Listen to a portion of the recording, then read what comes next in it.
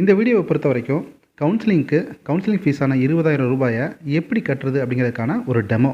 So இந்த வீடியோவை முழுமையாகவும் கவனமாகவும் பார்த்தீங்க அப்படின்னா ஃபீஸ் கட்டுறதுல உங்களுக்கு பிரச்சனைகள் வராது.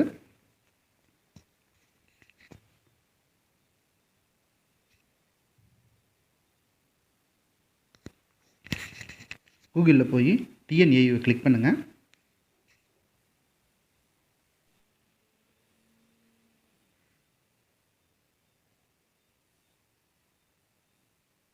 இதெல்லாம் உங்களுக்கு தெரியும்.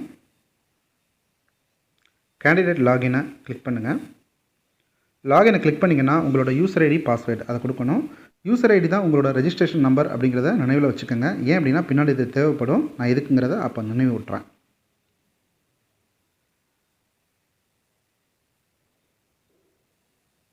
ஸோ இந்த பேஜ் ஓப்பன் ஆகும். இதில் வியூ அலாட்டட் சீட்டு இந்த ஆப்ஷனை கிளிக் பண்ணுங்கள்.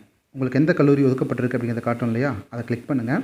கிளிக் பண்ணிங்கன்னா எந்த காலேஜ் உங்களுக்கு ஒதுக்கியிருக்காங்க, என்ன கோர்ஸ் ஒதுக்கியிருக்காங்க, பிஎஸ்சி அக்ரிகல்ச்சரா இல்லை ஃபாரஸ்ட்ரியா இல்லை செரிகல்ச்சர் ஹார்டிகல்ச்சர் அந்த மாதிரி எது ஒதுக்கியிருக்காங்க அப்படிங்கிறத காட்டும். எத்தனாம் தேதி சீட் அலாட்மெண்ட் ஆனது, பிரிண்ட் பண்ணுறதுக்கான ஆப்ஷன், அப்புறம் பே பண்ணுறதுக்கான ஆப்ஷன், இது எல்லாமே கொடுத்துருப்பாங்க. இது ஏற்கனவே நீங்கள் எல்லாம் பார்த்துருப்பீங்கன்னு நினைக்கிறேன். இதில் கடைசி காலம் அந்த பே அட்மிஷன் ஃபீஸ் இருக்கு இல்லையா, அதில் பேங்கிற ஆப்ஷன் வந்து கிளிக் பண்ணுங்கள். கிளிக் பண்ணிங்கன்னா இந்த மாதிரி ஓப்பன் ஆகும். இந்த ரெஜிஸ்ட்ரேஷன் நம்பர் நான் கொஞ்ச நேரத்துக்கு முன்னாடி சொன்னேன் இல்லையா, உங்களோட யூசர் ஐடி தான் ரெஜிஸ்ட்ரேஷன் நம்பர்னு சொல்லி, இந்த யூசர் ஐடியை வந்து இங்கே கிளிக் பண்ணுங்கள்.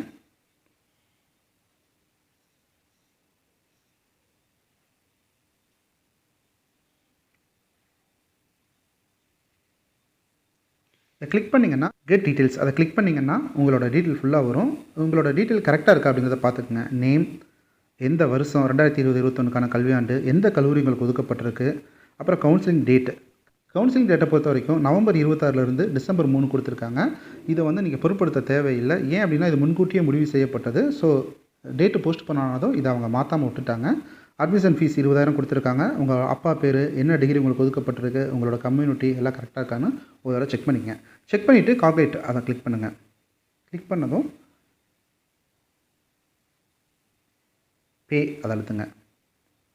பேவை அழுத்தினதும் இது போல் வரும். எல்லாம் கரெக்டாக இருந்தது அப்படின்னா சப்மிட் கொடுங்க. சப்மிட் கொடுத்தீங்கன்னா இது போல் கண்டினியூ ஃபார் பேமெண்ட் அப்படின்னு வரும். தற்காலிகமாக எனக்கு எரர் காட்டுது. நான் மறுபடியும் ட்ரை பண்ணுறேன்.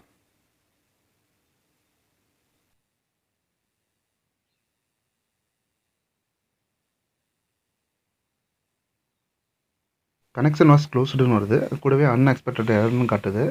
அநேகமாக யாரெல்லாம் கவுன்சிலிங்கில் கலந்துக்கிறாங்களோ அவங்களுக்கு மட்டும், அதாவது ஃபஸ்ட் நாள் யாரெல்லாம் கலந்துக்கிறாங்களோ அவங்களுக்கு மட்டும் ஓப்பன் ஆகுதுன்னு நினைக்கிறேன். அடுத்த நாள் கலந்துக்கிறவங்களுக்கு அடுத்த நாள் ஓப்பன் ஆகுதுன்னு நினைக்கிறேன். ஸோ இந்த மாதிரி ஆகிறத நினச்சி நீங்கள் பயப்பட தேவையில்லை. நீங்கள் என்றைக்கு கலந்துக்கிறீங்களோ அதுக்கு முந்தின நாள் வந்து நீங்கள் இந்த ஆப்ஷனை கிளிக் பண்ணி நீங்கள் பணம் கட்டுற மாதிரி வரும்னு நினைக்கிறேன். அப்படி இல்லைன்னா கூட இதை ஆஃப்லைனில் தான் சர்டிஃபிகேட் வெரிஃபிகேஷன் நடக்குது அப்படிங்கிறதுனால நீங்கள் நேரடியாக அங்கே போகும்போது இந்த பிரச்சனையை சொன்னீங்கன்னா அவங்களே கூட கட்டி தருவாங்க. அப்படி இல்லாட்டி நீங்கள் அங்கேயே கூட கட்டிக்கலாம். ஸோ இந்த மெத்தடில் தான் நீங்கள் பணம் கட்டணும். இந்த மாதிரி எரர் கட்டுறதுனால நீங்கள் பயப்பட தேவையில்லை. நிறைய பேர் ஸ்லைடிங் சிஸ்டம்லாம் என்னென்னு சொல்லி கேட்டிருந்தீங்க. நான் இன்றைக்கி சாயந்தரமே இன்னொரு வீடியோ போடுறேன். நன்றி.